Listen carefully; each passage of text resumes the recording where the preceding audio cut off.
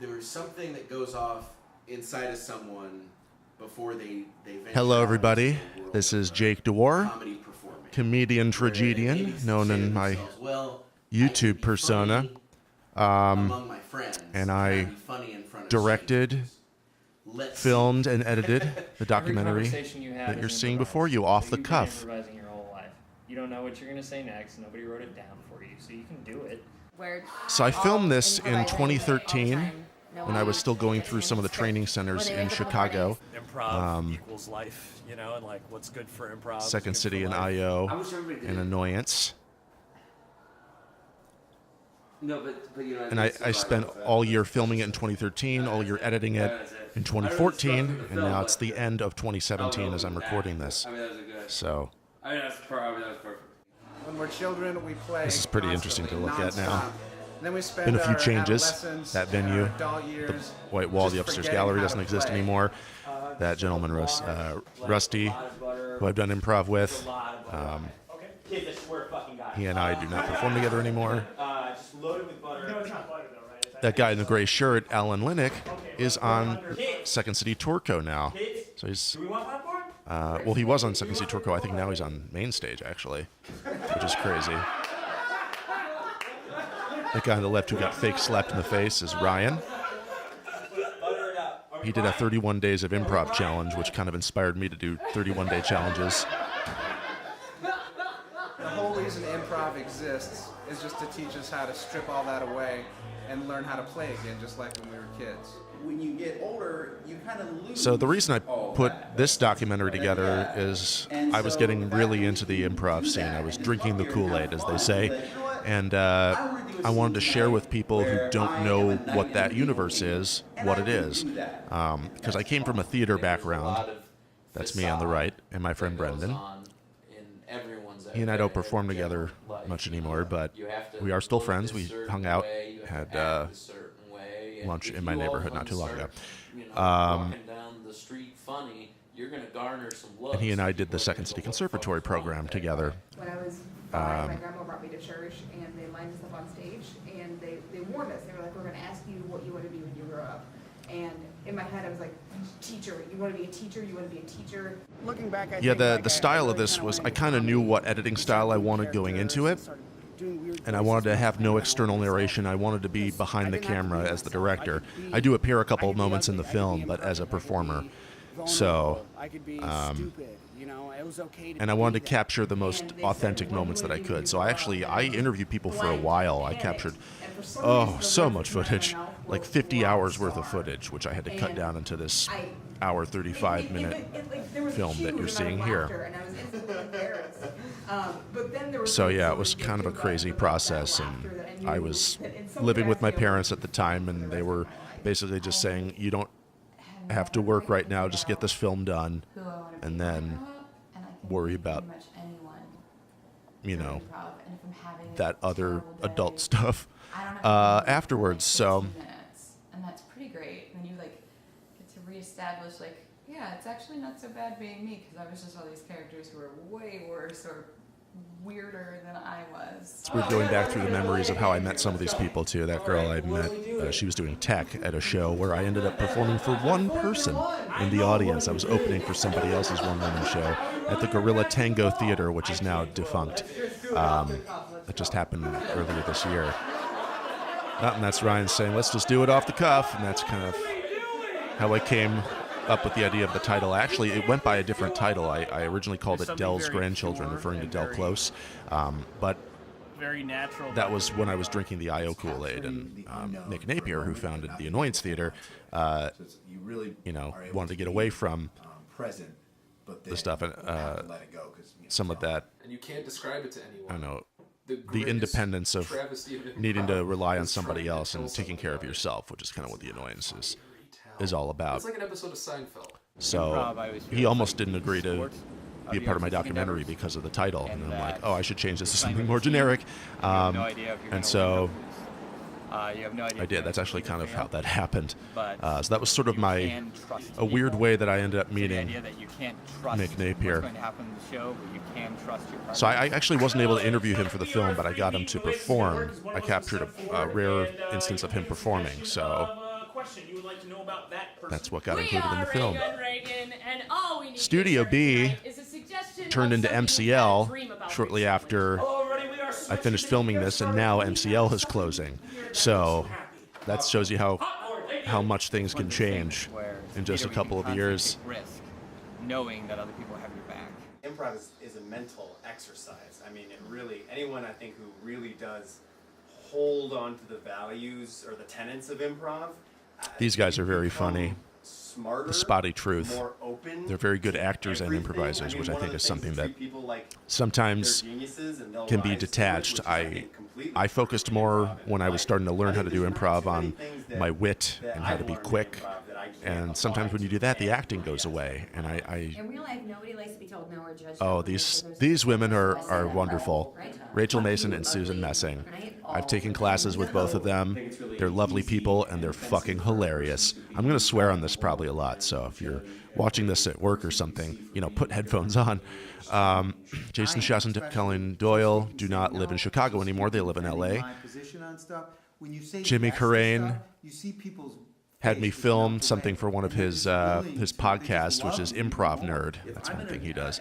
Oh, and here is Brian Posen, who, interestingly enough, this year stepped down from his position at Stage 773 as artistic director because he was accused by many women of sexual harassment. So, yeah, it's weird to look at this now. Also, he usually has a beard, so that's the other weird thing to look at. To be free, and that ideas flow more naturally, and you don't get focused in on one thing. Brett is a very funny performer and a good teacher. So let's think of those 8 different ways before we hammer down and just go with this one way to do something. I think we miss a lot of things with people. Here we don't go. Take time to listen to people. Yeah, this is kind of what I was getting at. Improv is completely changed. Even though I don't do as much improv as I was doing at the time of this film, Funny or not, all these skills that I've learned from my improv training have helped me in life and learned to listen to people and not just wait my turn to talk. Dimension. This is Michael Glazer, who directed my sketch group. That's Sarah, who performed in one of my first sketch groups in my Second City Conservatory class. And that is Sharna, who founded the I.O. Theater. And since this came out talking about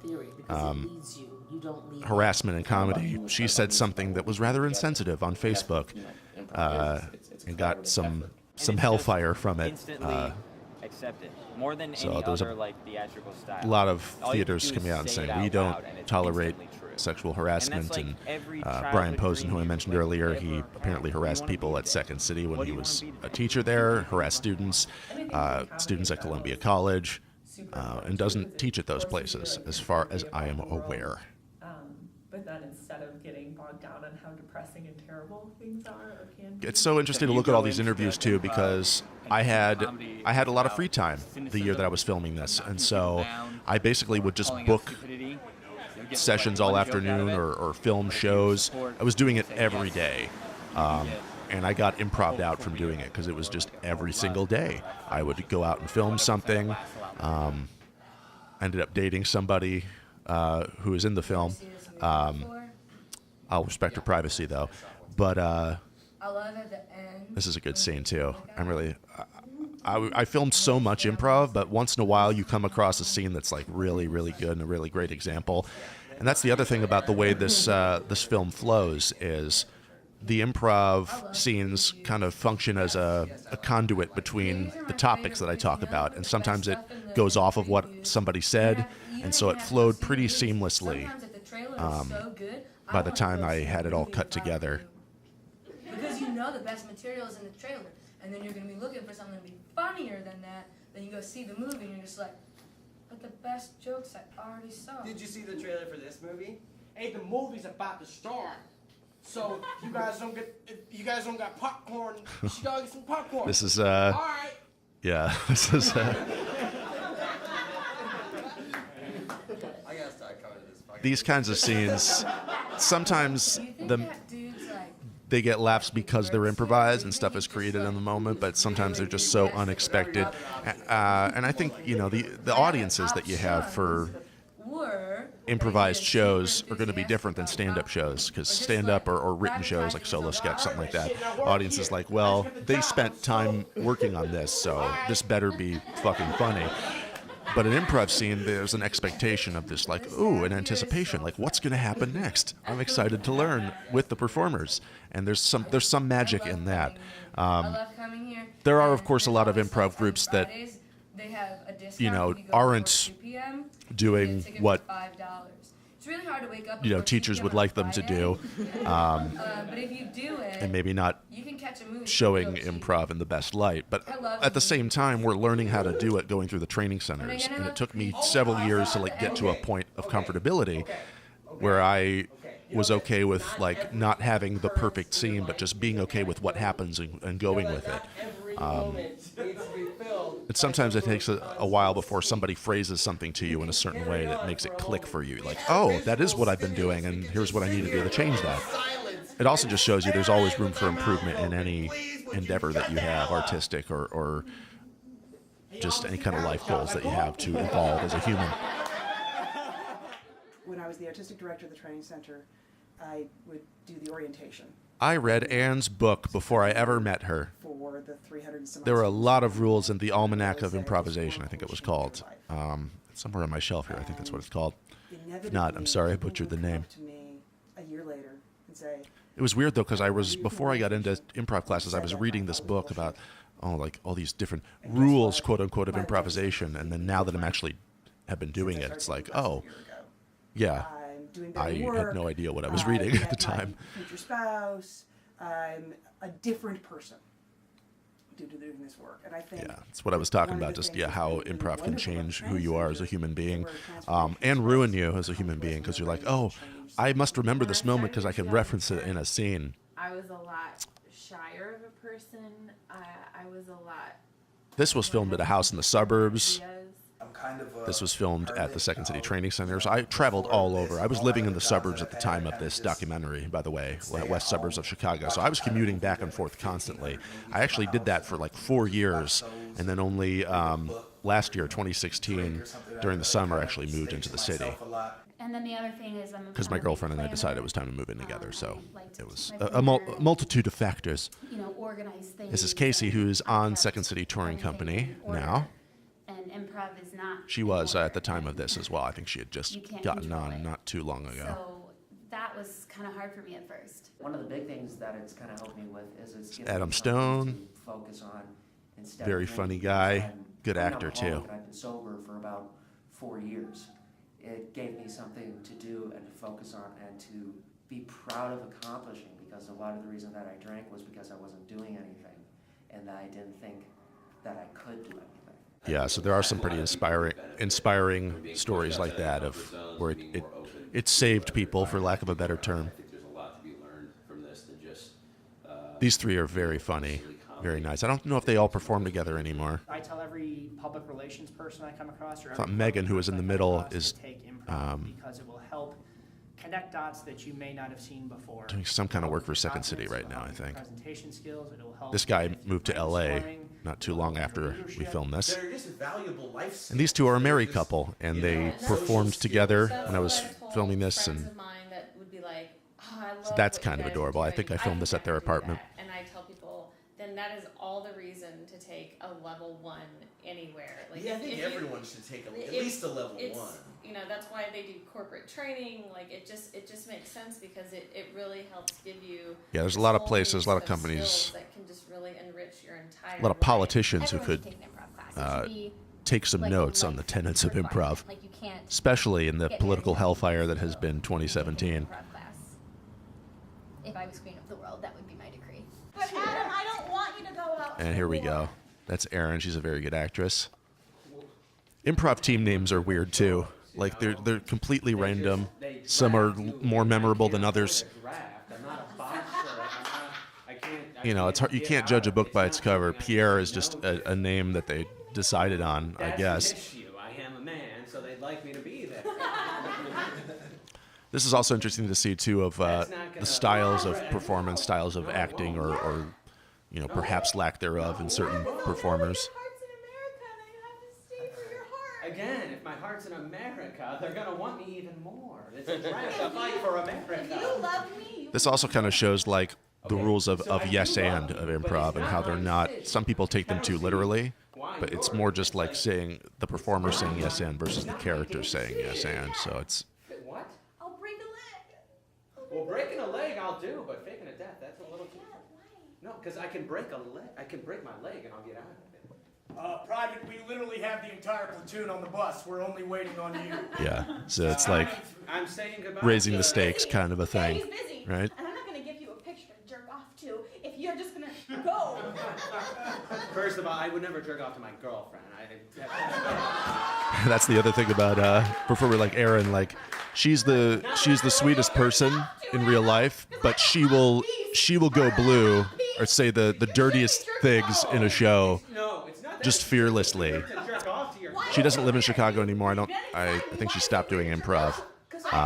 But yeah, see, it's.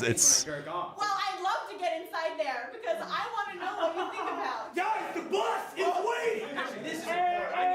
What's taking so long? This is a good example of just multiple things happening in an improv scene and like being able to multitask and juggle different balls, different games, as it were, in a scene at once. It's a disgusting thing. Who do you look at when you jerk off? Who are you looking at when you jerk off? I don't know. Naomi Campbell. Because there were a lot of bad improv scenes that I filmed as well. Just a lot of scenes that I'm like, oh God, this is hard to sit through. It's hard to sit through a lot of improv shows sometimes. But when things are flowing and happening like in a scene like this is the kind of stuff I like to watch. But I also feel like most improv scenes are just a shitty rough draft of something that could be good if you took the time to write it down and rework the beats of a scene and stuff like that. That's more where my philosophy is now. I also just personally was clinging to the validation of wanting to be, I don't know, validated by somebody else on an improv team that I was at, finding a niche, But now I use it more for generating sketch material, which is what the Second City is all about. It's like, when we're simply like standing around being like, what should we do tonight? And the first person who says we should do this, and just going, yeah. Instead of being like, how longer do we stand around going, no, but we should do this. It's just, that simple thing is in a daily conversation. Yeah. It can be way easier to agree on something than you might think. It's just more getting into that mindset.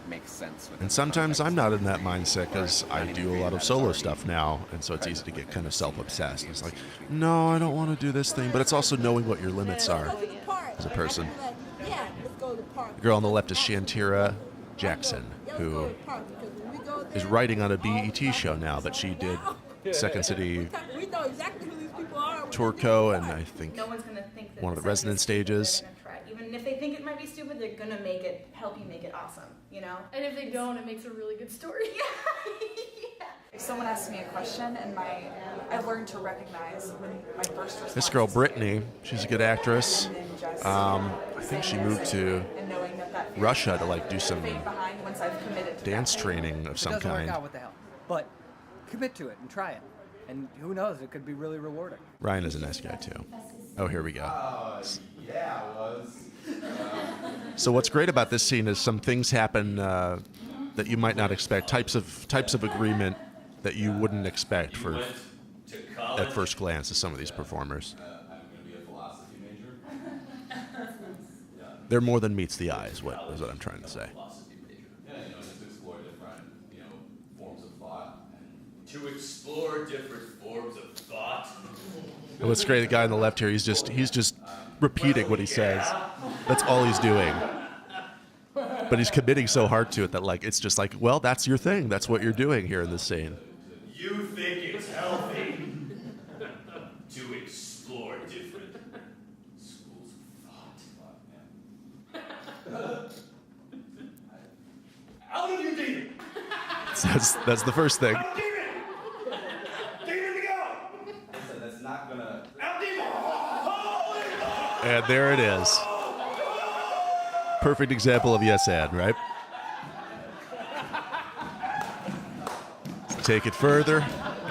Take it further. Yep.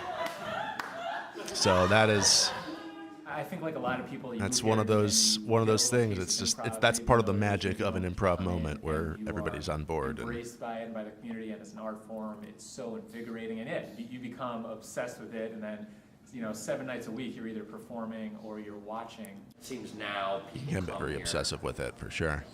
to do the next level of their improv training. Craig Euler is one of the greatest improv teachers I've ever had. I've done a couple classes at Second City and IO with him. He's one of the most supportive teachers out there. He also is the most respectful. Northern California. Denver, Colorado. West Lawn, Pennsylvania. Yeah, this just shows you people move around from everywhere. Maplewood, New Jersey. Dallas, Texas. Paraguay. Sydney, Australia. South America. The suburbs of Detroit. Elgin, Illinois. So this is motherfucking Atlanta? Fuck you. And we've come full circle. Thank you. Ghost Car. See, that's another improv team name. This is a playground incubator team. I guess one of the house teams at that particular theater. Don't like somebody, just let them know it, you know, right? Okay. Like, you're an asshole. Fuck you. You're so fucking ugly. What the fuck, man? Oh my god. Welcome to Atlanta, though, right? See? She doesn't even know you. I'm George. Ain't nobody fucking care, man. Yeah, the guy on the right, he's in LA now, I believe. Mike, but nobody fucking cares about Mike. It's always interesting too, like the folks that they move to LA, but there's not always a reason Two assholes help me. that they move to LA. Sure, say fuck you, old man. Screw me over. That's fuck you, old man. Yes, fuck you too. I need help. Everyone does it for different reasons. Some people do it for therapeutic reasons. Yes. Some people do it for narcissistic ones. Some people use theater as therapy. Some people use theater with children. Here's the other some thing to people get use into. theater, Comedy for versus profession. theater, Some people want to and own why the there's a teach. divide That there. translates the same for improv. Some people do improv because they're a lawyer and they need to get out of the office for a while. Some people do improv because they want to do improv since they saw, Mike Myers on IO stage. These girls are very I feel funny like as every well. Improv and theater both have the same I think thing. Victoria on the right doesn't do improv and sketch these The other thing that I think is days, interesting is but I feel like people separate it so much. Like it's like this is improv and this is theater, but the truth is improv is just a branch of theater. Like it's not, you know what I mean? So I think coming from the background, I feel like, at least for me, like doing all the acting stuff in the first is moment, really nice because it's always interesting to get these different perspectives, and these are people who have a theater background, so their perspective is interesting, and they obviously have a lot more focus on acting and their stuff. Right, or they're not like stepping forward. Turn out! Yeah, like cheat it out. Yep. I paid $60,000 to learn how to do that, so, you don't have Worth it. And look at this lipstick. I mean, it was worth it. Yeah, a lot of us are broke It too. can be because you were so scared of it, or like you want to be on SNL or whatever it is. Just be so. This guy Ryan Ben, he's very kind person, one of the most genuinely nice people I've met in the scene. Won't even bother to get out of their house to do. I don't think you can learn. The guy on the left, Adol. Improv without it affecting your personal life. As far as when you now. He is part of the podcast Hello from the Magic Tavern. More for ways to support in any way possible. So what? I think he might have also. How you doing? Oh, here's an interesting moment that happened. Couldn't have been planned, but it happened, and it's in the film. Hey. Hang on, let me get that. I'm in my apartment filming this.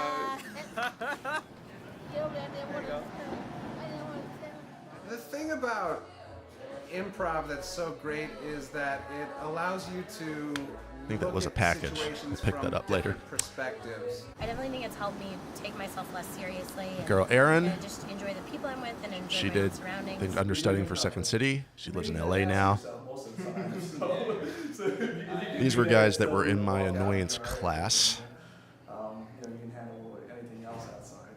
My name's Pam. Some of these, it's interesting. I think I filmed some of these interviews either before or after shows. $4, $6, $8. This was actually the very last show of this particular group, and then a couple people left and some new people joined, and they just formed a different name. Sounds like a lovely lady. What can I get you started with? I'll start off with milk. Can't remember their name off the top of my head. I'm gonna stop. What kind of milkshake? We don't just make a milkshake. That's calling out not being specific enough about things in your scene. Versus saying, where's your car, as opposed to saying, where's your Lexus, provides more information. Middle with a straw, and the vanilla goes in the straw in the middle. Whichever one is the most complicated. So the swirl. And Here we go. I would just like a frame so I can just hold it up because this is probably our last date.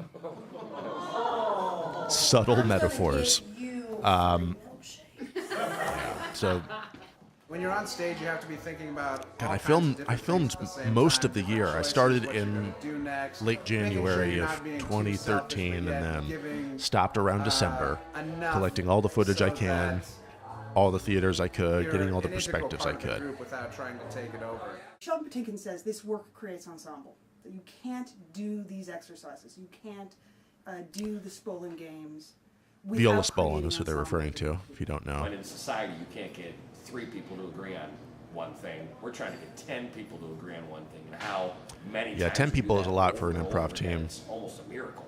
Sheldon says that an ensemble is only Ensemble work is tricky because you're trying to balance support its weakest member. your role in it, And I've seen but also have fun and enjoy it. There And may be I 3 struggle with that for a while just people because of with some of the really people I was strong working with, and skills, some people, and you know, then they another much larger chunk want to just with step in the middle and less take time over, for and some people just have a an different amazing mindset, show, an just amazing doing the type of improv that we're doing. with the Because some skills improv scenes, they're more, support the people with you that. know, they're more I've seen emotional and ensembles heartfelt where and 95% real, of and them others are just incredibly jokey and wacky and yet and bizarre, and some rejected are all of those the people things. they But perceive as less if you're not all on talented, the same page, it can be really difficult to collaborate with people. It's so beautiful. Sometimes it's just the reliability of people as well, which is something I got frustrated with, which is why I kind of started doing more solo work after a while. This is a good example of people at different experience levels all supporting each other. Well, I mean, not people, but they're just so much more interesting. I mean, look at that guy. Right? This is at Mullins, which that show does not exist anymore. I don't know, maybe Mullins is torn down now too. Because shortly after this part of the documentary, yeah, that's Sean. He's a very funny dude. You know, Diane?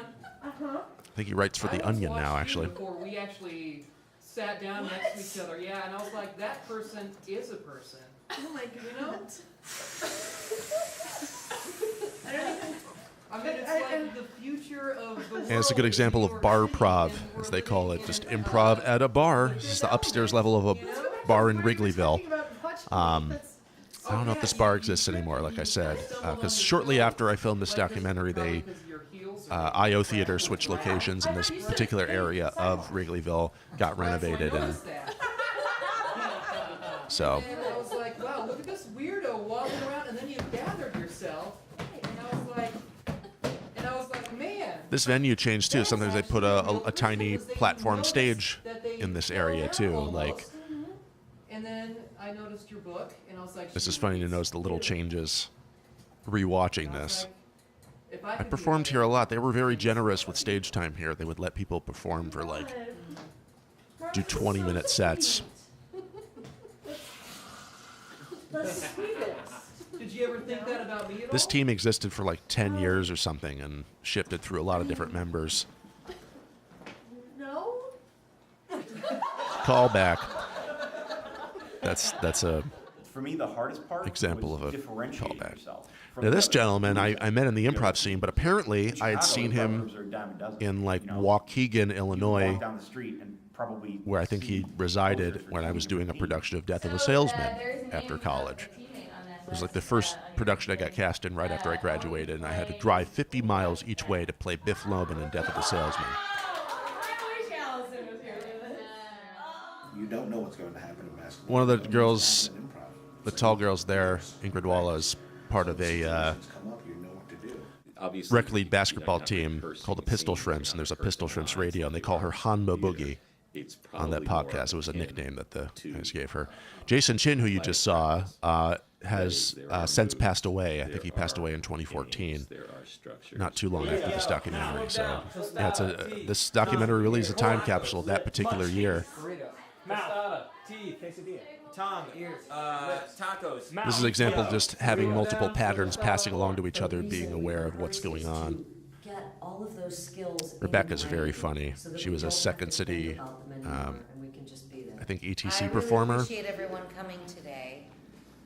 I might just watch this because anytime I get to watch Susan Messing and Rachel Mason perform together, it's always a treat. And Louisa is going to share today's minutes, if you'd like. If you don't want to, This is where I think they're playing Mormon wives. I think they're calling back something from a previous scene. They kind of showed their relationship with each other, kind of the alpha-beta situation. I returned from the hospital and my prognosis was fine. Apparently, this means business and this is just a cry for help. Yeah, there's a lot of slitting of wrists that happened in this portion of the documentary, and I don't mean to be insensitive about it. By 3 wives, we will now rotate nights with our husbands. And in this scene, they weren't trying to either. It was part of the character and how they're depressed with what's going on in their lives.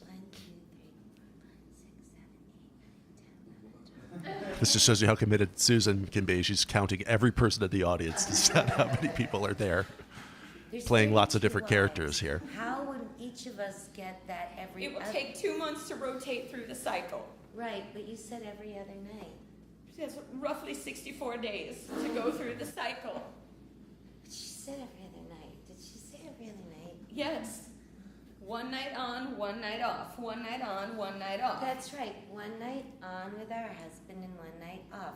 Every other night. Oh No, my God. he has It's 1 the best night kind of on and 1 irritational night humor. off. He would be with us every other night. What's wrong with Abraham? I'm sorry, I came in and saw him late, ladies. Oh, husband.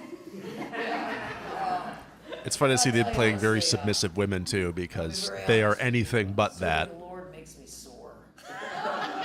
Serving the Lord makes me sore. A classic Susan Messing line. This is my friend Stash. I did classes with him. I performed on a team with him called Hush, which did silent improv scenes. People who learn from the people who. And these are 2 people from my annoyance class.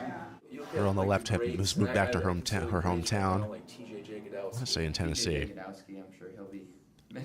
This guy's in LA. I never got to film a show with TJ and Dave, but they are. If you go to see improv show in Chicago, any improv show, go and see them because they are fantastic. It's like watching a piece of theater. Here's a scene with Mick Napier. He's on the left. He was kind of a special guest for this team here. I'm gonna take my real hat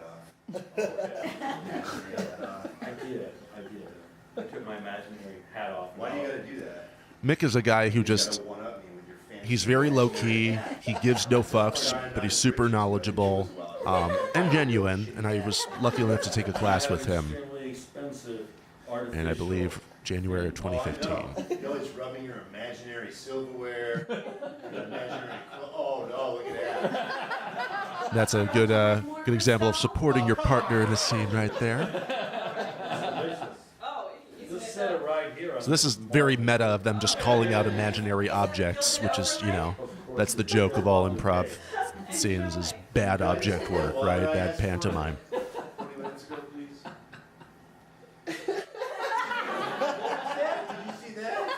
She looked me up and down. She's probably in the basement looking for real water. There you go. Yeah. Oh, thanks. Getting meta, he's spilling the actual water. Getting meta in improv scenes can show you how sometimes we get very insulated and forget that we're performing for people who don't see this work all the time, or we should be thinking about those types of people. So thinking about your audience and being aware of that is very important, no matter what your art form is. Imaginary world all around me all the time. If you want to see a movie with a lot of Chicago people, watch The Ice Harvest with John Cusack. It was filmed in Chicago. You've been kind of just sliding down the mountain here for a mile or 2. TJ and Dave appear in it. Mick appears in it. A friend of mine from high school is in it when she was really little. So everyone you can think of is in it. You filled it up! Yeah, I thought I did. Look.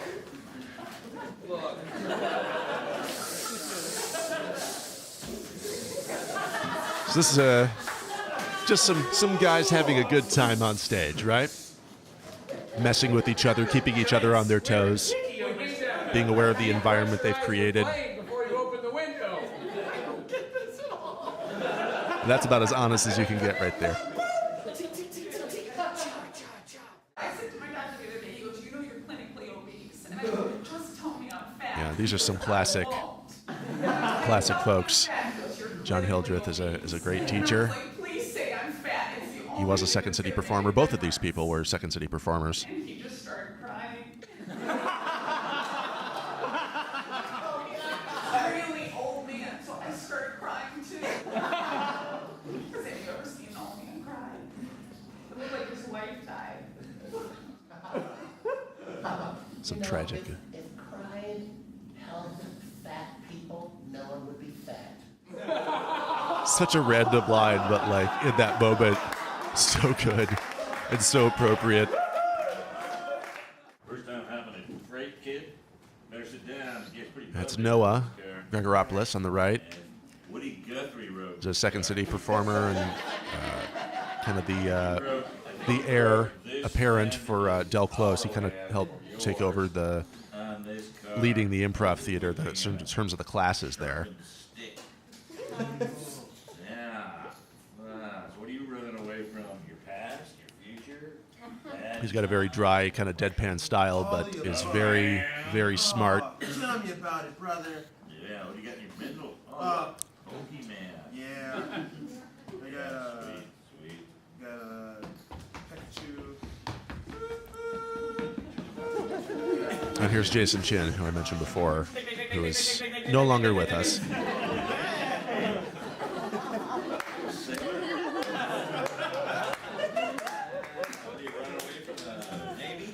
Not to get too into it, but Jason Chin is a person I've heard has been accused by a couple people of kind of harassing female students. Adol was as well. Some of them not as publicly as others, but that's something this year, since the Harvey Weinstein scandal, more people are coming out about accusing people. How long have you been doing improvisation? For about 13 years. And of course, there's male friends among me who say, well, innocent until proven guilty. It's like, yes, but women have to put up with a lot more shit than we do. And so 99% of the time, their accusations should be taken seriously because it takes a lot of courage to bring that stuff up. Over 5 years, I think. 4 years. 3.5 years. Number of years people have been doing improv. Exactly a year. I think technically for me it's 6 years now. Now that I'm here, I feel like I'm there gonna are say, people 'cause, that yeah, I have been 2011. playing with that I can like watch develop or like watch suddenly turn a corner or something. That happens in like training programs I've been through and stuff. And it's Just talking strange about because you people don't feel it. evolving. I'm sure it's happening, but you don't feel it happening to yourself. But you can see it in other people, and it's just. It was weird when I took a break from improv and then started seeing myself doing better work. And like just start owning. But it is cool to see people suddenly just do much better than they did when they started. And that's why you should never judge anybody if they're bad starting out, because you never know where they'll end up. I saw some people that I thought were not good at all, then years later they ended up performing for Second City professionally. So, and then there's some people like, well, I always knew they were going to get there. Like Ellen was one of them. Second City is like the successful older brother that like makes a ton of money and is like, you know, like It's a good analogy. House. Yeah, they're all, it's your family. It's family, you know. He's not like women. Yeah, he's nice. Then Io is the middle child. He's kind of always in like the older brother's shadow, but he's doing good for himself. Like he's doing his own stuff, and he's doing just fine in your family. And then Annoyance. That's the old theater. Now there's a new one. That's the old Annoyance theater. So Annoyance has also changed spaces. So that's the other interesting thing. And I do get to show those places, but that's the old space. Second City uses improv as a tool to generate sketch, so it's a tool for writing. IO comes at it from over here. This guy's name from is improv Michael for Jordan. sake, so it's like an art form. So it's what is improv? Just thought I'd share that with you. What I'm can sure he improv doesn't mind. do? So it's Maybe really he does. the art aspect of it. Maybe he And then resents being Annoyance named is, that. You know, I whatever don't know. you I want haven't to asked do him. with improv. So it's more performer driven. So it's more about who am I as an improviser. So it's tools, self, and like ensemble. When I first moved here, did And that's Stacy Smith, who has just recently moved to Boston, but she was a force and pretty much a star here in the improv scene at I.O., worked for Second City. You're going to be absorbing so much. That girl Erin, she was in the improv scene, You're actually does stand up a lot more now. Before you get better.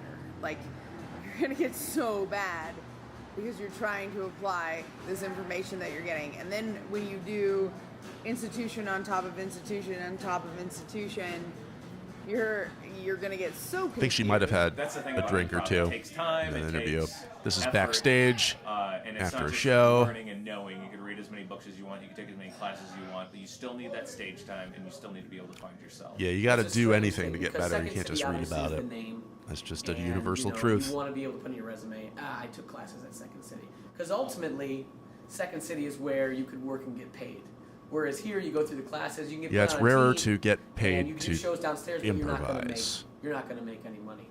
But it's a training you learn here in the training you use at Second City that then you go on auditions and they see it on your resume. This place still means a whole hell of a lot on a resume. Just because Yeah, if you go to Chicago and you don't take improv classes, then some people might judge you for that. Because they're like, what were you doing there? What skills were you building? That guy in the center stage is Matt. He and I have created a podcast together where we did The Bat, which is improv in the dark. So it worked well as an audio format. But he's real good at picking up games real quickly, and he and I actually had developed a good rapport working together. And that's me peeking out of the window, heightening the ridiculousness of this scene further. People sneaking up behind other people. It's Chuck. He works in the back. Yep. So, this is basically your standard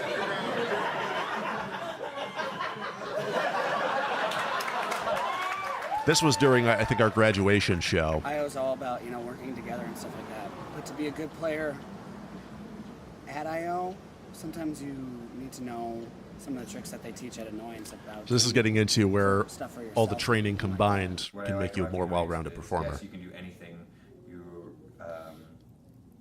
You're Kyle's a very allowed to do knowledgeable anything, say anything. performer You just have to take responsibility for it. You and teacher. just have to own up to it. Did my client murder his grandmother? Yes. Yes, he Guy on the did. right, Right there. playing the lawyer, is Jamie Campbell, very funny stand-up. And girl on the left, last I saw her, she was on Second City main stage. He had not So she's doing well for herself. And now on 36 hours. Guy standing up in the middle, playing the judge, I believe, is Charlie, and he's very funny guy as well. I'm totally biased. Also a Second City performer now. Y'all. Okay, yeah. So he was under duress, and it led him in his mental state. I don't know if So there's a lot going on in this scene, right? This is a good example of the Annoyance Ensemble, just sticking to what they start with, committing to the characters that they have, no matter what happens, making it work within the scene. Go on ahead, drill number 3.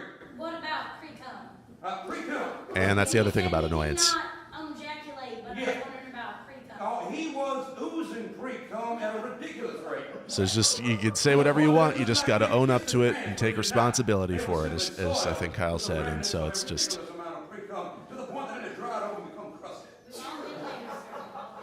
That is right. You're so smart. You just I think that's the lawyer's mother just hanging out there with him. Because why not? I guess the judge is being assured now too by his partner, friend, whatever the case may be. Yeah, it's just gotten so stupid by this point. But they're like, they don't care. They're owning up to it. They're making it work, and they're there to support each other, get each other through the scene. I did the conservatory at Second City.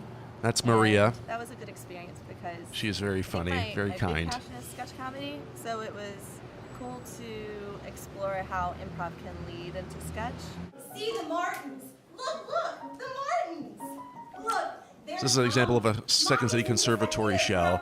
And for the most part, sometimes stuff is actually rigidly scripted down, but for the most part, you just improvise and then you just keep doing a re-improvised version. You just kind of have the beats memorized and maybe one specific line that the tech person needs to be aware of. So it's not actually written down per se. So for better or for worse, that's the way that they do it in the Second City classes.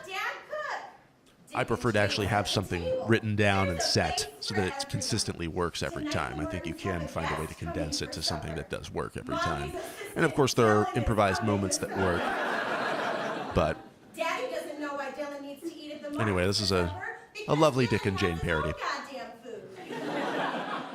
It's fun to see how it works you generating the material and then putting it up, and it's humbling to see what fails and exciting to see. It's another young woman from the What suburbs. a great conservatory program does is it helps intermediate level improvisers fine-tune their voice. It's nice to be able to interview people who direct shows at Second City, get that perspective. Start to figure out what their voice is going to be moving. The sound quality in this varies in certain rooms because I actually was using the mic on the camera itself, which is a good microphone. But yeah, that would have been a whole other animal having to sync up the sound with all these hours of footage that I accumulated. They put a lot But I of mixed it pressure on a set of headphones so that I knew it would sound relatively okay on all systems. Lovely, slow relationship-based scenes, and they get into level 6, and they're like, "I want to do a scene about ponies."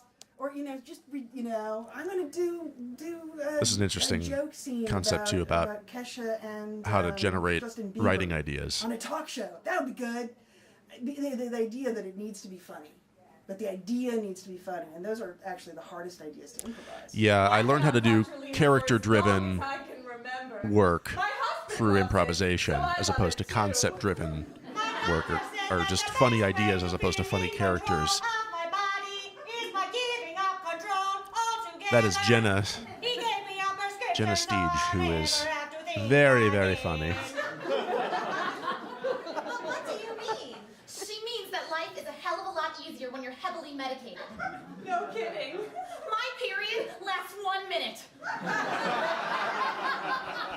These girls are very funny. I don't know if they're doing any sketch stuff now. I don't think it's as big of a deal as I first thought it was, but that's okay. Yeah, people do make a lot of a big deal out of Second City Conservatory because there are casting people from Second City who watch your shows, and so some people are like, well, this is my only opportunity to show them what I can do, and it's not. You can do shows after Second City as well, and I've done 2 runs of a solo show at Second City, invited casting people to come and see it, so there are opportunities to make that stuff happen. Makes you a valuable artist. That first piece might be defined for us in that conservatory experience. Do you think all great artists just do it? This guy Drew on the left hosted a show at the Underground Lounge, which is not this venue. This is the bar below, which is no longer doing comedy shows there. But a friend of mine from Second City Conservatory helped curate I'm going to say that a show that was happening there. Wow, she's really good. But at the same time, people So yeah, take it's always interesting to look at some of these class memories now because is often he lives in comes New by York somebody now. who's Drew, passionate another about guy, the work Javi, and who he was performing with, It's almost doesn't too scary to perform say, improv I want these days. I want to write for a TV show, or I want to be on SNL, or like things that I would never almost even like dare to say because I know how. I dare to say the Have things. that kind of geekiness about, oh my God, I'd love I to always wear work for Tina Second Fey City. I performing, don't at the Chris moment, Farley but that has But I was mean, one of the reasons I got we into have improv, that- and it is still something I would like to do. generation of people like that coming through here, and I think we can already see it coming. We have people like And I'd love to be able to audition for SNL. I'm not a fan of the I was show on a team itself. And The performers on there are she's hilarious. super The nice show and itself, super, I don't super funny. I think everyone knows. find very funny generally. It's just on Green and Red. But that's just a me. year ago.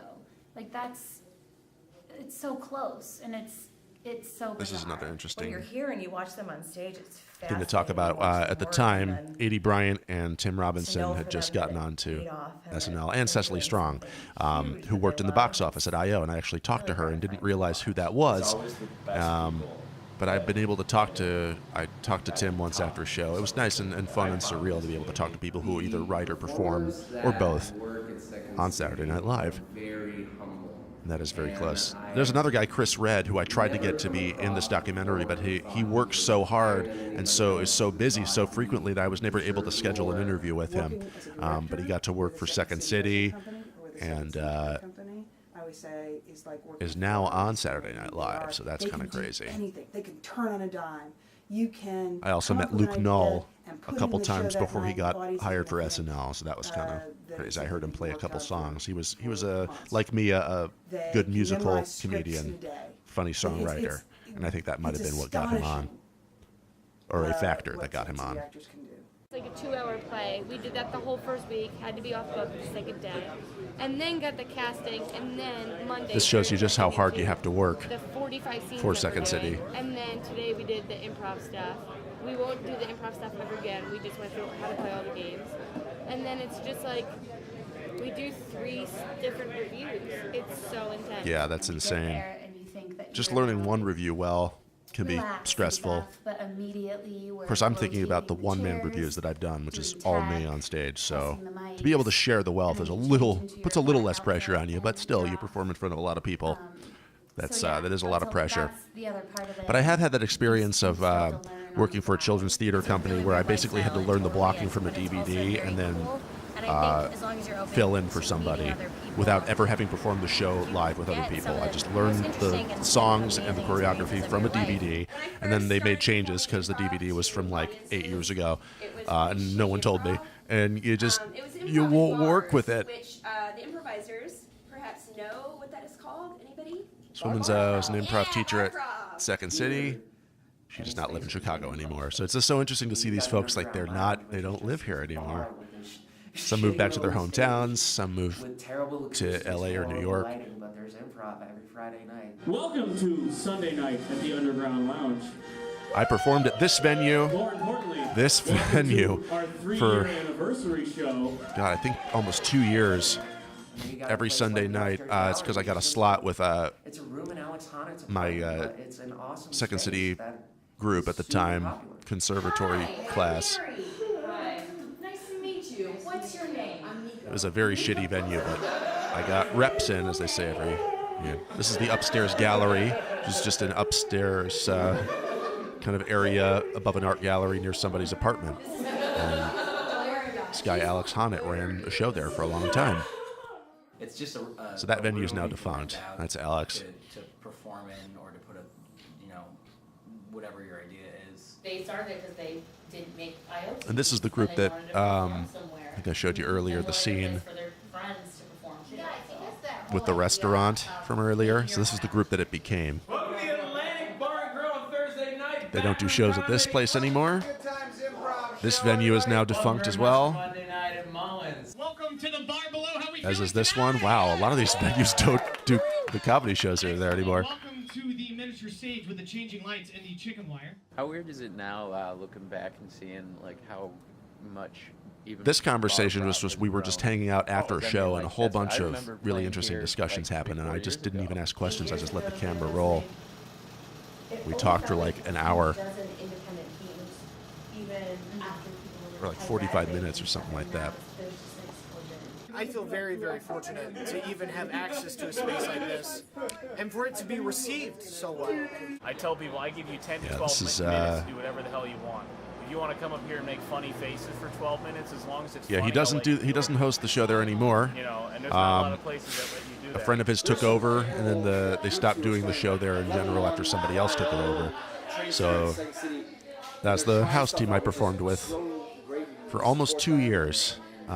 But there was a falling out because people started losing interest, or we got a coach, as they call it, a director, to help work us and do some really good work, and some people shuffled in and out. A couple new members joined. And it's hard. It's hard to keep a team together because people do multiple projects at once, and so it's hard to, people think if I'm doing a lot of projects at once, I'm going to be busy and I will move forward creatively, but some people just take on a lot of projects, and so I've been more focusing on quality over quantity. Why shouldn't I fire you? Why shouldn't I fire you? Why shouldn't I fire you? These two guys are very funny, Bill Arnett and Danny Mora. Okay. Ruben's been here 6 years. Why shouldn't I fire you? So it was nice when they came over to a bar prod venue and just did a set for us. You can turn it however you want, and that's going to help you answer. We're not having cutbacks, okay? We're not having cutbacks. This is a great example of a boss psychologically fucking with you. I don't get what games you're trying to play. That's not helping. That's not helping. I shouldn't fire you. You don't understand? No, I understand. I completely get what you're saying. Why shouldn't I fire you? I just said I. It's a really simple premise, too. And they keep it going longer than you think they do, and that's what's so fascinating to me about a scene like this that's improvised.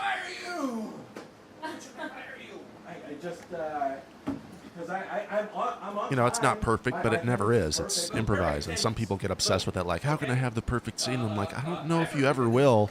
Maybe once in your life it'll actually happen, but you'll have some gold moments. I don't know, that's my take on improv lately, is there's a lot of gold moments and some sloppy moments as well, but some people are really in sync and they can make some real magic happen. So I'm not completely jaded about it. I think I became more jaded about finding my place in the community, because there are definitely different niches. There's Second City niches, IO niches, musical, improv niches, etc. But lately I've been working more on solo sketch with stuff that's created through improv, and people are responding well to that, so that's kind of been my niche, as it were. Second City didn't believe it was an art form. And it took me a long time to convince the public, to convince the critics, that this is talk about whether or not improv is an art form. I think it can be whatever you want it to be. For some people, it can be an art form, and for some people, it can be done as a tool to create written work. Sometimes it's just a release for people. Sometimes it's just a means of creative expression. It's whatever you need it to be, I think. Is that a cop-out answer? Maybe. Or Lower Slobodian, and they're almost always going to live up to that if that's the expectation. This is an interesting talk about dumbing down for your audience or not. And I try to treat my audience as smartly as I can. Then we'll have a bunch of morons running the country. But obviously, it's don't play dumb. yeah, that's even more true now. Morons running the country. If you know something, if you're an expert in something, be an expert like that on stage. Talking about playing at the top of your intelligence. So if you're a child and you know a lot about nuclear physics, talk about that. That's what they're saying. You can make that child as smart as you are, because that's way more interesting. People are in the same room together and coloring it in a certain way that people enjoy. And the more you can sit and have that invisible, powerful thing with other people in this. That's a good way of summing it up too. The kind of intangible magic happening on stage, taking something from real life, coloring it in a certain way. That's a really good way of summing it up. With dead silence in the audience, but they're all sitting there like this. And to me, I will take that over a bunch of just cheap laughs any day of the week. I agree with that. That's probably why I included it in the documentary. Do you have to do that? I've got like a migraine headache that's just it's going to third base. These performers are very kind people. Joe Feldman on the left does. She did boat shows for Second City. The boats actually are not a thing with Second City. They don't do boat tours anymore. Not do medicine anymore. Well, what did you think when I did that date? And Mike on the right, I didn't want to say very good performer at IO. Good luck with He did a one-man show that I enjoyed. But I don't drink, so I don't have to worry about it. Joe's on Second City Tourco now. Hell, I don't know what I want, but I know that this isn't it. I'm tired of these rules. I'm tired of having to say For example, some improv scenes with some dramatic moments, which I like. I like to have some, in my written work too, have moments where the audience feels something, because this is a branch of theater, and walking around in sandals made of you can't have all jokes. Comedy's about tension and release, and so having an intense moment like this that might be followed up by something that gets a laugh can be very worthwhile to do or to witness. That life becomes broken. You don't get to come back to it. He's good. Yeah. He's really good. He's spending with his dad. He loves his dad. You know he's gonna come back and say, I enjoyed watching "Let's come with Dad." Oh, Colleen that's and so great. Jason do shows when they were in Chicago. It felt like a play watching them work and playing multiple characters as well. And they basically just took a single story and carried it through. I'm good. It's gonna happen. One day he's gonna say I'm good. No, he is.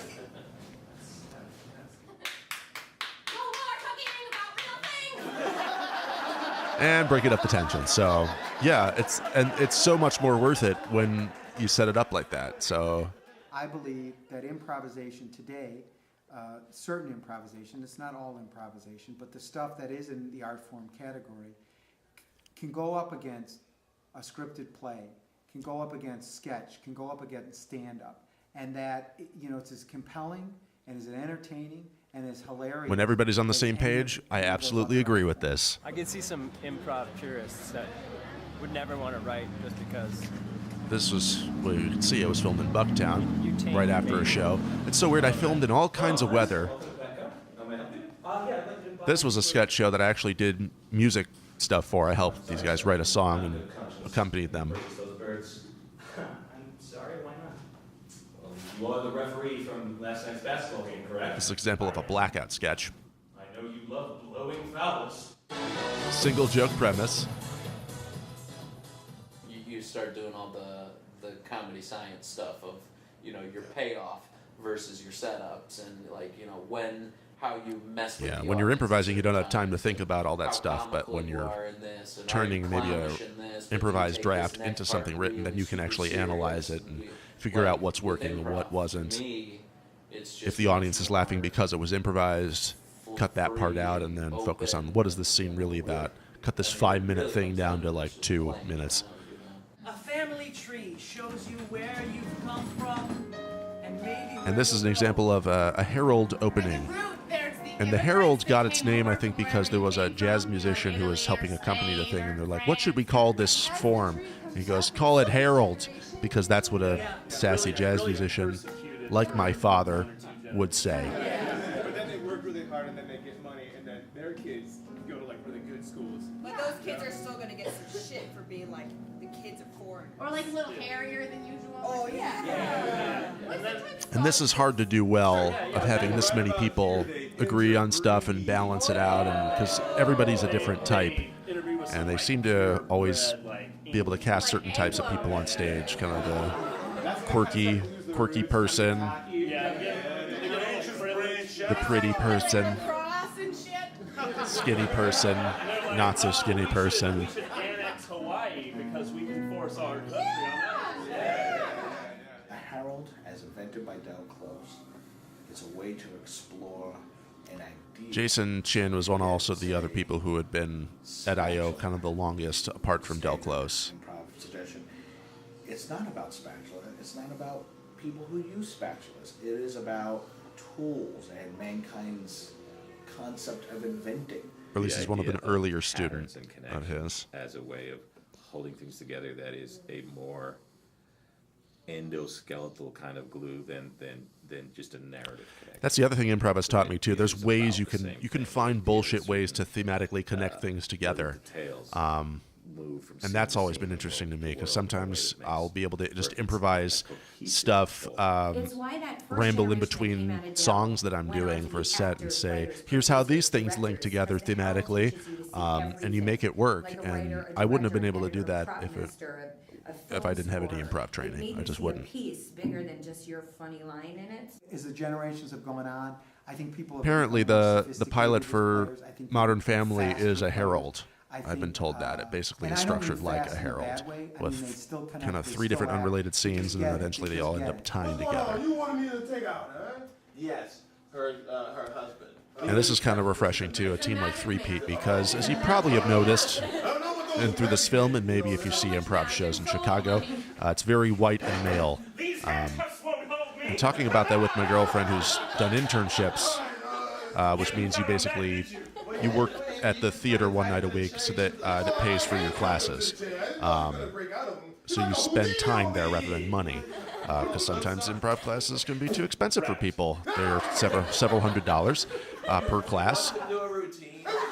And it adds up, and quite often there's several reasons I think that there appear to be more men in improv than women.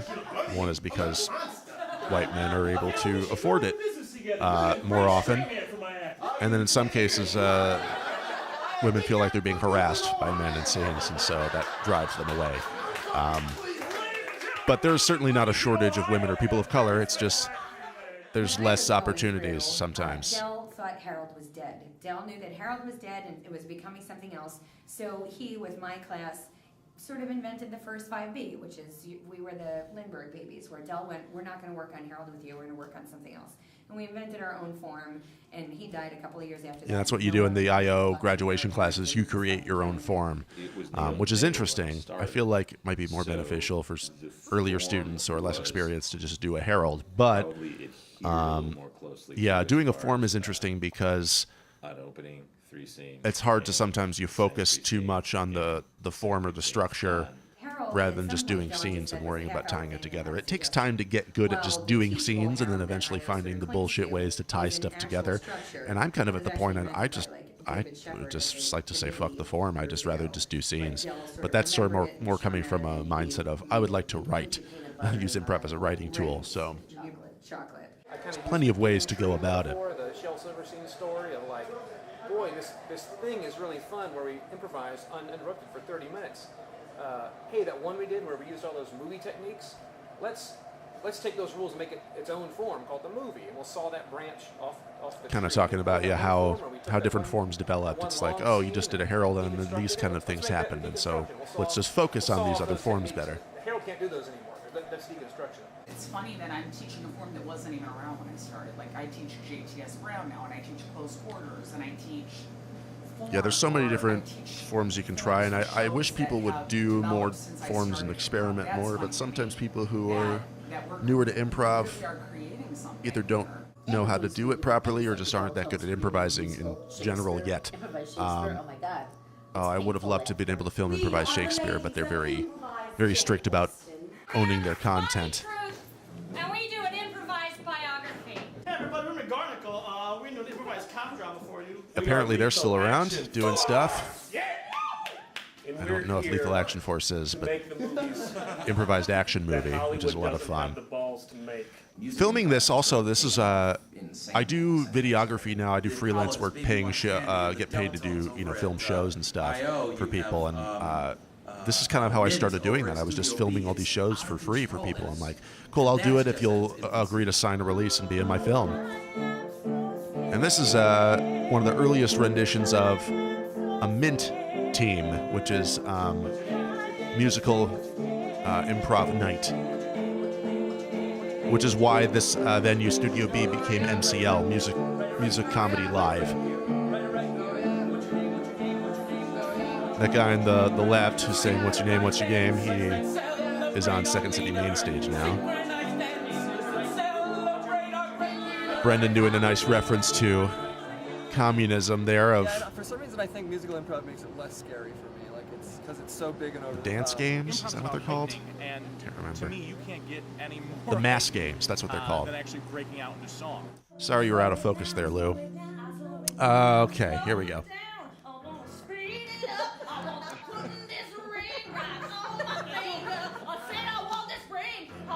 So this is kind of a simplified version of musical improv. More and more groups are no doing rhyming. musical improv. More and more groups now that they've been through the Second City program. But you're going to see some in a moment where it gets a little more elaborate. Improvised Sondheim, for example, which is pretty I watched amazing. Dave Adler, Lawrence Fingerhut, TJ Shanoff. Like, I watched what they did was they added to the comedy. It wasn't just Yeah, finding somebody, a musician who's a good musician but also understands comedy is hard. And I feel the same way about someone who films comedy. If you have to understand it well to film it well, or to accompany a person well, or come up with good music that 20 seconds of struggling is now is fully good justified music by but this also ridiculously like flatters the comedy in the best way. Now these are examples of guys who aren't as musically skilled, but they know it, but they're just having fun trying to use technology. 2 hands and a sponge, I gotta do it. Improvised rock band.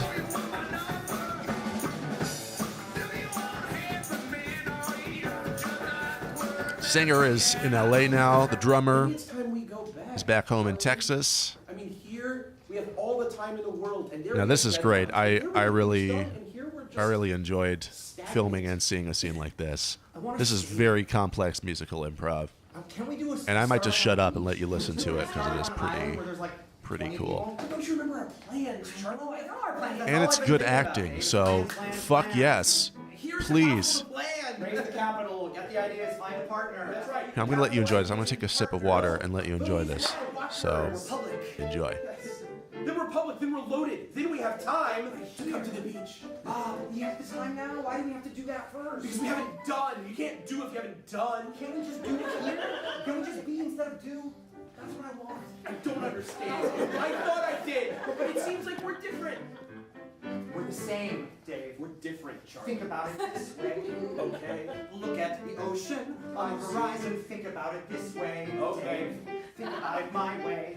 Charlie, you're so busy trying to make us famous, make our venture famous, but Dave, think about it this way. Charlie, let's see. The world is round, Dave. It's round and we just go round and round, Dave. Can't you see what I mean, Dave? We go round, Dave. There's going to be some lovely cacophonous counterpoint happening in just a moment.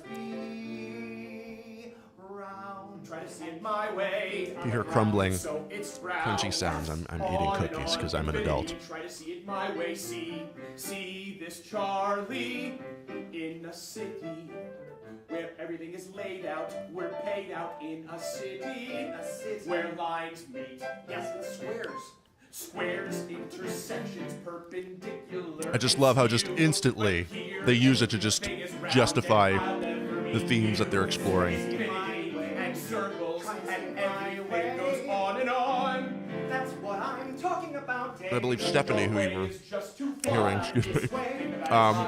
talking, redhead, she is playing the music for these guys. I must say, she knows Sondheim well.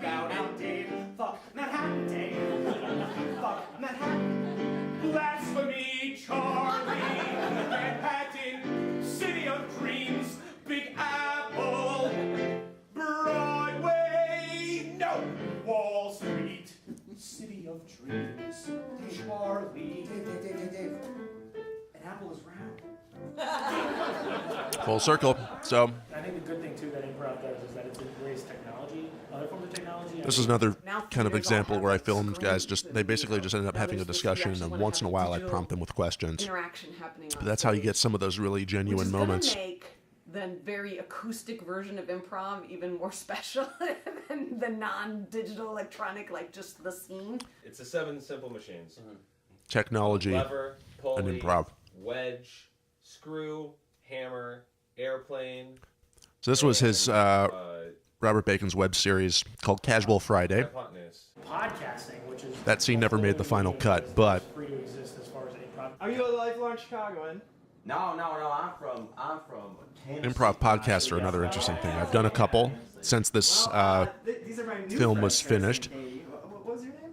Oh, hi. I think I guessed it on this podcast too, so I just came early to like film a session, include them in the documentary. Oh, here's an example. The one I did. Yeah, this podcast is defunct now. Improvising without moving around is an interesting challenge too for some people. I think of you more as an actor than a writer. And here we go. So the guest here is Kevin Dorff, who I did not know at the time. So I was not intimidated at all to ask him, like, hey, do you want to be part of the documentary? And he was super nice. He's like, yeah, I'll do it. And then I'd watched him later on Parks and Rec. I'm like, oh, I met this guy. But he was a good Second City performer. And How about guys in the 40s are good improvisers, and it looks like writes on Conan now, I believe. You look like a guy who could play Or did. 50. I don't remember. Right, you know, TV is screaming for more of that. and this is kind of a tribute to how improv is getting. I'm almost done with the cookie. I'm I sorry. will get people from all over the country, all I over wanted the to eat a world cookie, that so listen to I did. the podcast. And It's what my they will say director's to me commentary, and I'm is, going to eat a cookie. You know what? We don't have an improv class or in our town, but we listen to your podcast, and it's like we're getting a class. Or I had one person. Yeah, who there's said, some "You know interesting what? kind of I listen outreach to it in my kind of car, and I improv have to stop and situations where write it's. down all the stuff I just did a that, show. I hear. My friend And that Megan's makes me feel apartment really good, runs and this it thing makes me called feel like it's an Chicago extension Comedy of my Hour, teaching. where they live stream a show. I don't know who watches it, but it's done in the basement of someone's apartment, and there were like 75 people watching it apparently. Puppet Prov. Here we go. Felt. I was out in the forest and I found some snakes. This is an example where you can justify doing kind of dumb improv because the puppets make it so much more enjoyable because of all the little subtle movements of the physical stuff that they do, or the moments where they have to scramble because there's a lot of people behind that curtain, and sometimes they have to run around each other and move the characters all over the place, like stuff like that. Like they have to slide between the people on stage. It's pretty fun.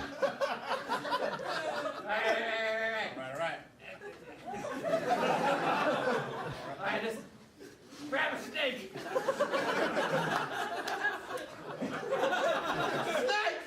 It's ridiculous. What? Gonna let him bite you. so stupid, but it's so much fun to watch because they're just having so much fun. It is child's play. Also just fun to watch puppets swear, you know, Avenue Q or Craig Yangers kind of thing.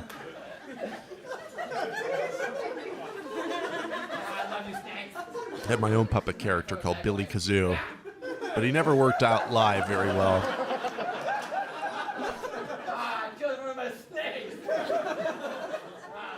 We're still not very well known. Like long form improv and improv in general has still got sort of a stigma attached to it. Sometimes often seen as stand-up, comedy. I think in Chicago Yeah, that can be mixed up a lot. But it's also interesting too because I feel like Mike's particular theater is very isolated from the rest of the community. It's kind of its own island. But I feel like a lot of improv sets are that way. A lot of improv. I do stand-up mostly, and I took an improv class. It's fun to get some perspectives from people who do mostly stand-up, who've done a little bit of improv training.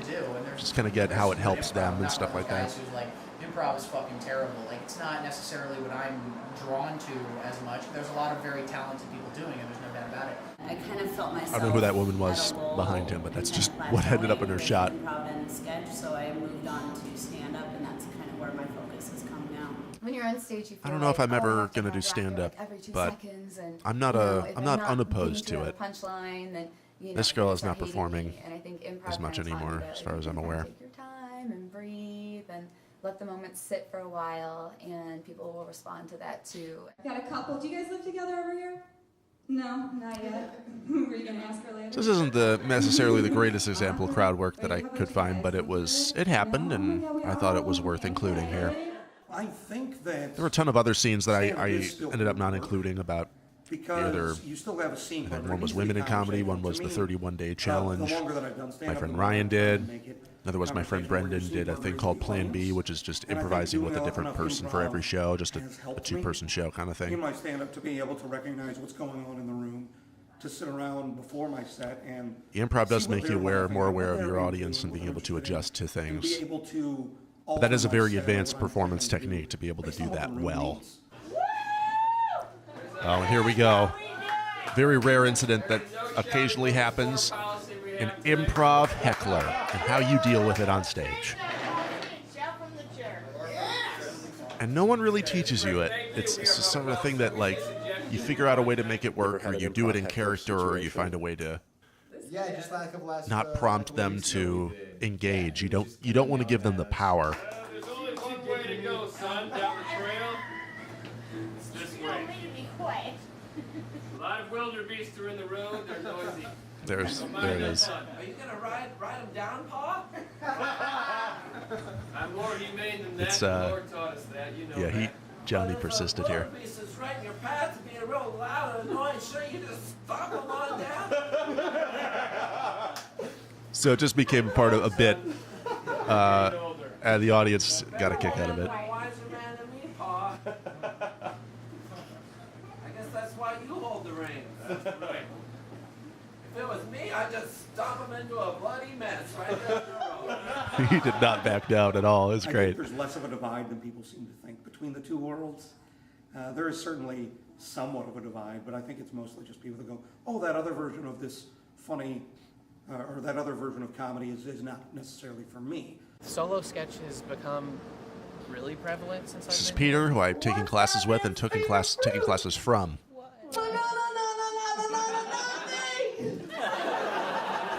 So this was a show Maria wrote about depression. Oh, geez, I've never heard that sound before. Well, let me grab that real quick. Sorry, everybody.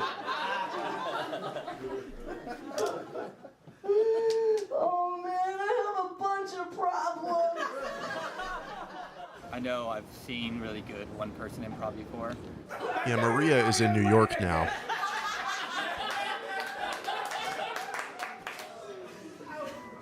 This was a midnight show, too, so people were laughing probably more because they were drinking and having it was the vibe of the evening, so people were kind of determined to have a good time. This is the last time I'm giving you any slack at all. You come in late one more time. There were a couple other examples of one-man improvs here, but I thought I would include this one because the crowd seemed to be enjoying it. Okay, Chief, okay.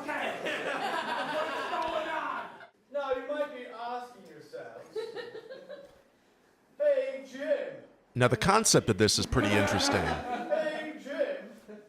Remember the first time I saw it, I'm like, I need to get this in my documentary. He's doing it all himself. He tried to do it apparently with other people in the past. Type of solo stuff, But you have the advantage of kind of controlling what's going on, but you still surprise yourself. Yes, you do. But when you have That is the fun group, thing about solo. things, surprise you more because they see something. I do like collaboration. It's just sometimes finding people you can rely on is tricky. So it's a hard balance to strike. And sometimes it's just knowing what your own strengths and weaknesses are, either as a writer or a performer, the way you work with others. It doesn't mean you're better or worse. It just means that, you collaborate differently or maybe work better by yourself in terms of writing something.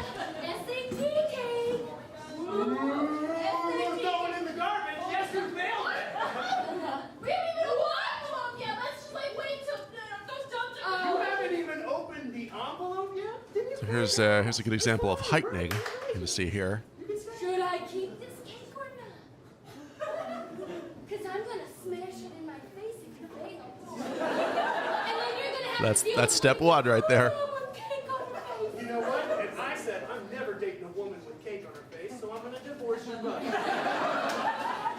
grandpa made a bet that he would shoot himself in the head if he didn't pass the SAT. You better pass the SAT. And one more. $50 on him shooting himself in the head. Yeah, so it's like every kind of example you could think of taking it a step further to the absurd. But that's what improv teaches you to do, and you have multiple minds working. You can create that a lot faster than maybe you could by yourself trying to write something. I don't know what I would do without it. It's great to be like, how do other people make friends? Because being on a team, I have 10 people I can call and get in one room and we'll have a great time. So what do other people do? What I tell my students sometimes is that improvisers, we don't realize how weird we are. Because Yeah, we sometimes get a little caught up in that, people aren't a little obsessed doing with jokes being all in the our time. own realm. Like, we aren't sitting around doing bits and playing around and pretending. What's this guy's problem? What is he doing?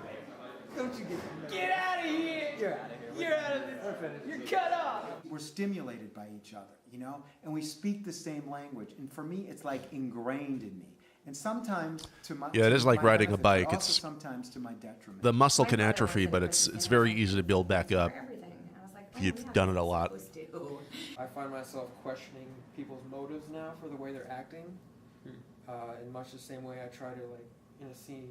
My wife will say to me a lot of times, she'll say, "Oh, Jimmy, you're making fun of me," and I say, "Yes, Lauren, I'm always making fun of you." And I realize that listening to my family is different than listening to my scene partner. Yep, depending on your family, it certainly fucking is. Honest with my kid, and because I had my kid much later, for sure. I think I'm a little less selfish than I might have been had I been a mother at 23. I think I'm a lot more creative. I think I'm more thoughtful in that way than I used to be. Yeah. And the second marriage is going great. Yeah, thanks, Susan. This was his last day, day 31 of his challenge. And this is an example of taking the bit too far. All performers in the audience. And I'm so glad I got this on film because it just shows you how much camaraderie that there can be in a community like this, for better or for worse. In this case, maybe the latter.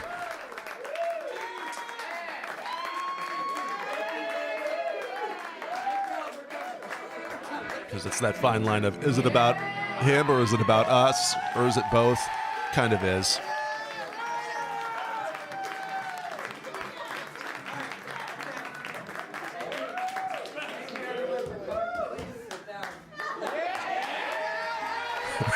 He just kept going. It was just the right thing at that moment, and he's gone. That's the end of the show. Oh, he's back. Okay.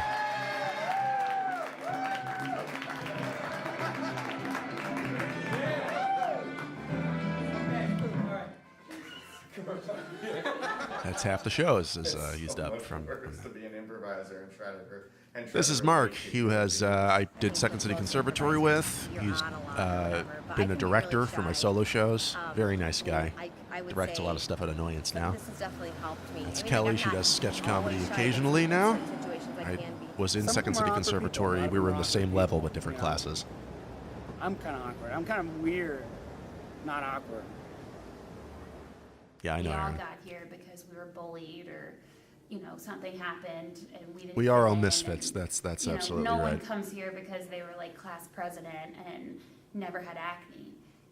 We're all a little broken in whatever way. Yeah, I was a Performers bullied are trying to fill something within kid who never themselves fit by in. presenting themselves and saying, Played in my bedroom by myself a lot. Grew up as an only child. this is me. Please validate me. I had a pretty decent past. Some people have more depressing past, and that's also the interesting thing is like, I see the human side of the talent now. I'm just like, some of these people are kind of troubled outside of this work, and maybe this is what keeps them sane.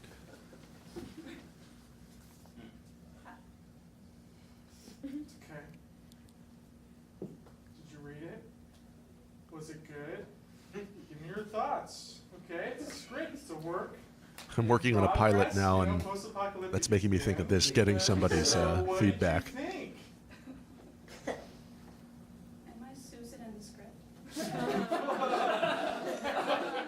That's great. She really thought that through.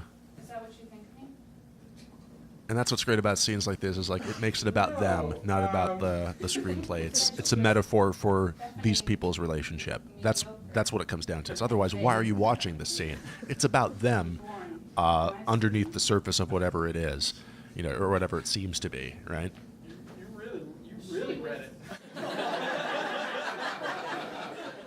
I was assuming you would skim. You killed her at In the the first, end. yeah, in the end. I'm Susan. Okay, but Susan's the anchor. You gotta realize that Susan's the anchor of the whole story. Susan, without Susan, Discovery. Susan. The reality of. And it's great because it becomes about their relationship and like, wait, what do you think of me then based on this, right? It's Oh, let's get rid of this lengthy monologue. What? and to see that kind of metaphorical stuff happening improvised is pretty magical. I knew it! What if Susan has a secret? They did this great too. They played this just right. What if Susan has like a crazy past? A little flinch. Well, it makes her What like. if Susan did a threesome she really regrets in college? Okay. I'm gonna write that in the margin. Kind of a misnomer is that like improv is easy, and improv is not easy. It's hard, and you have to hustle. Yeah, sometimes it feels easy or looks easy, but get places. it's not. There's a lot going on. You have to do it a lot of shitty scenes to get good. I don't know what this is. Why am I here? What am I doing here? And every single time you're gonna falter in one place. Guy in the middle lives in Florida now, or did, and I think he he moved back to Chicago. It's a never-ending journey. I think he ran his own theater in Florida.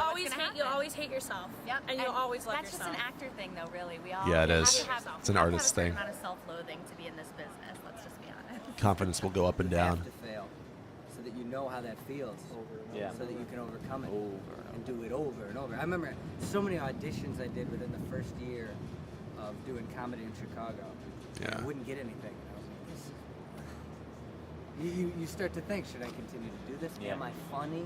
But what's kept me I felt that when I first started doing improv after doing theater for many years. I'm like, oh, I feel weaker here and less experienced. How do I deal with this? And it's interesting.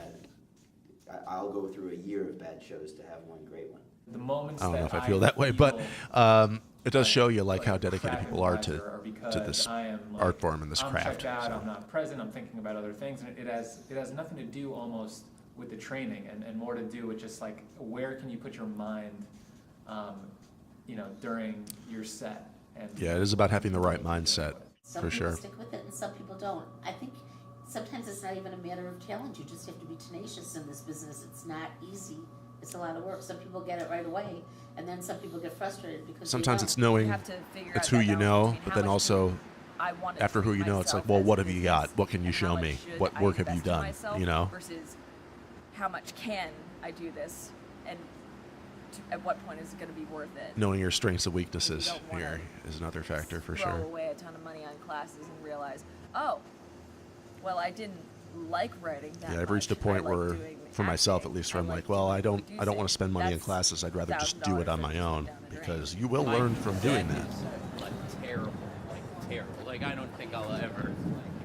Oh, going into and- debt, and I yeah. don't wanna watch my I'm parents fortunate die to not have working, student which is one of the loans. saddest things. I think I only know one or two That other I people who think don't. I wanted to be successful for them, but it just doesn't seem like it's gonna Because that's happen. rough. That's all it is, dude. That's a It takes huge time. factor in like It how doesn't much matter, time dude. you have Everyone's and got how a much different time you path. have to not work That's what and I've pay heard. off debts. It's true. It's so true. So, Because there's some people that or we how much watch money you now have who in are your like, bank "Oh, account they're and so how much you amazing," need but to they've been worry doing it about for it. 25 years, you know what I mean? No, for sure. Not everybody who wants this can do this, which is hard because we, you know, again, it's a community. We're invested in everybody who comes through that door. I can't think of an audition group where I didn't know at least half, if not 3/4 of the people. Second City general auditions are crazy because there's, And you do I know, want them to have their 1,000 dream? people who audition You bet I for do. like, Every single there's well, like maybe like one guy I don't want 34 to. positions available or something like that. You know, it's like, There's always one guy. Yeah, please no.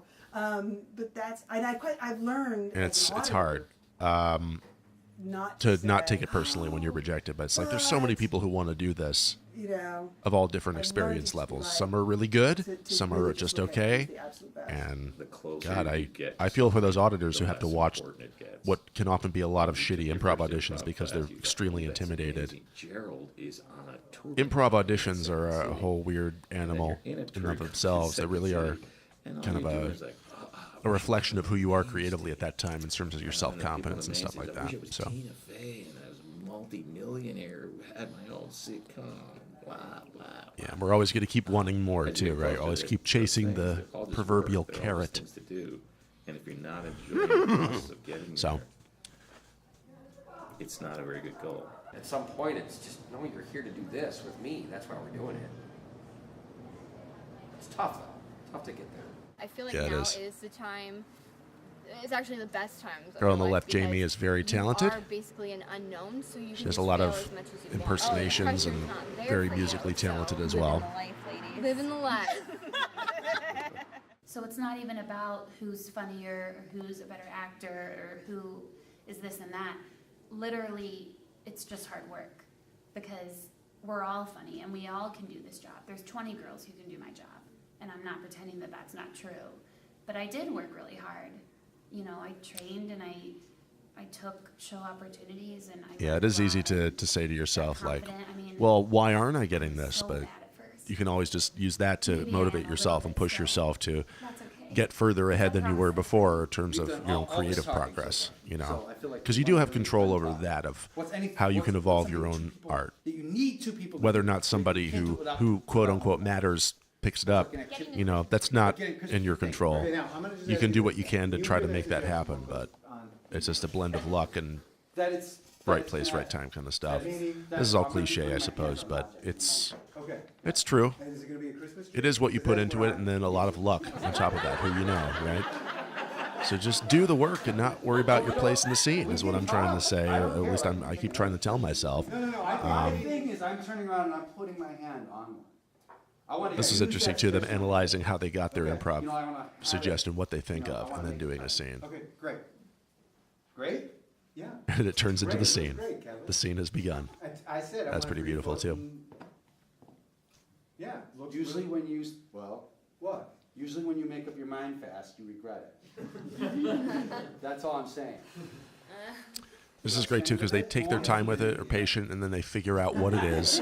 They don't waste too much time. They just take a little time to get there. Well, it's a little, it looks like it like slept or something. It looks And that's a like difference it's too between part being is like patient and just one being part's pushy. Yeah. just But I think- wallowing I think for in the Christmas party, it's something fine. without really We'll just put it up against the caring wall. too much. So, But it's hard to get there. yeah, All right? yeah, I mean, free, we can't beat free. no. Open the hatch. Okay. You can open the hatch. Here we go. Awesome. awesome that these people are on vacation. And it just sets up, okay, now we know what they're doing, right? It's great. I love throwing juxtapositions like that into a scene. It's like, all of a sudden they're robbing a house. They got beautiful stuff, don't they? You're right. But they're also people, right? Crystal stuff, So, that is like three-dimensional really characters. expensive. I saw that in a catalog. One of these glasses are like $450. Put it in the truck. I'm not gonna. It doesn't belong to us. Take it. Take it. Take it. They're not gonna know who did it. Yeah. I can't do that. You know what? Jimmy, it's Christmas. Give yourself a treat. I look forward to seeing what happens when everyone realizes they've put in their 8 and 10 years and, like, are they gonna stick to it? Yeah, it's interesting to see that now because I feel like I'm a few years into it enough now where I'm like I'm seeing people either dipping out of it or moving to another place or doing a slightly different kind of work or who are sticking to it that haven't evolved and haven't changed, and it's so interesting to see. Don't care about. Not going to name names, of course, because some of them might be watching this, but maybe they know who they are. I don't know. I am going with the flow. I think that helps for me personally. There's no point in planning. Right, you gotta improvise it all. I'm trying to stop can't plan your future. From moving so far into the future because life is what happens when you're making other plans, right? That every 6 months, the future looks dramatically different than it did 6 months ago. But it's interesting how under the current administration, nothing feels safe or secure either. So there's that. I wish I'd done this. I wish I'd done that. You wouldn't be on the same path that you are on now. I really don't know specifically what's in my future. I'd like to be able to do. There were so many interviews too, and shows and groups that like never made the final cut of this film. In a scene, and this is a great way to end the film too, I thought. Where Bender becomes a human, and they have the party around him, and he died at the beginning of the party. Vaguely, I remember in that. a scene one day. I'm gonna die in the beginning of a scene. The show will keep going. Yes. And then all of a sudden it'll be like, well, that happened. And that's it. So this has been kind of a fun reflection at the work that I did. I spent basically 2 years on this film. 2013, 2014. And I guess this was a good way to kind of revisit it and to kind of remind you that it exists, kind of re-promote it, as it were. There were so many people I wanted to include. Either I couldn't because they weren't available, or they just never got back to me, or just didn't want to do it. A couple people didn't want to do it, which is fine. There were so many people that did, so that kind of shows you how willing people are to participate in something in the community here. That song is from a group I did with my friend Brendan called Daddy Warbuck. We improvised songs together. It's about artists, so I thought it was fitting. Yeah, I didn't. There's a show in the newer theaters as well.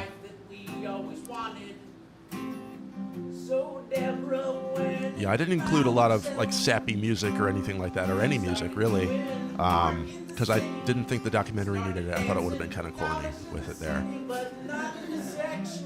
With the exception of this, because it's kind of parodying that. She followed her dream just like her parents wanted her to. And when she was just Yeah, that's all I can generically say, I suppose. So those are other places I filmed at but couldn't include.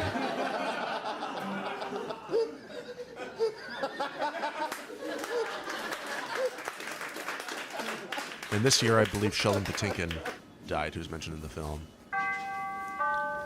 Doors closing. And with that, I leave you. So, if you'd like to buy the film, you've gotten a semi-free preview with me talking over it. So, thanks for listening, and maybe I'll see you out there. Bye.